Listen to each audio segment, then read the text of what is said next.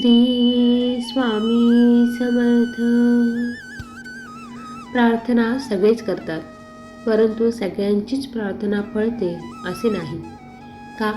याचे कारण स्वामी समर्थ महाराज एक दृष्टांत देऊन सांगतात. एकदा समस्त शिष्यांसमवेत स्वामी समर्थ महाराज प्रवासात निघाले होते. प्रवासात असताना अवकाळी पाऊस सुरू झाला. स्वामींची सोबत असूनही सगळे बिथरले होते. सर्वांनी एका झाडाचा आश्रय घेतला.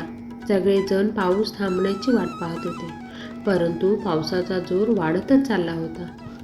असे चालत राहिले तर पूरसदृश परिस्थिती निर्माण होईल या भीतीने सगळे भक्त स्वामींना शरण गेले.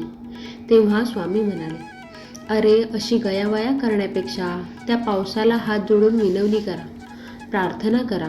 सर्वांनी मनापासून प्रार्थना केली तर तो तुमचं नक्की ऐकेल.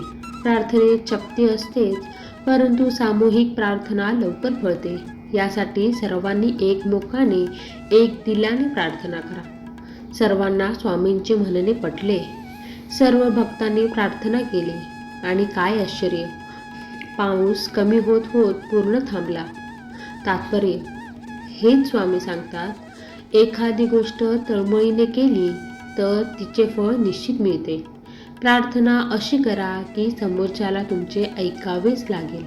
एवढी शक्ती तुमच्या शब्दांमध्ये आणि भावनेमध्ये असायला हवी, तर ती खरी प्रार्थना. श्री स्वामी समर्थ.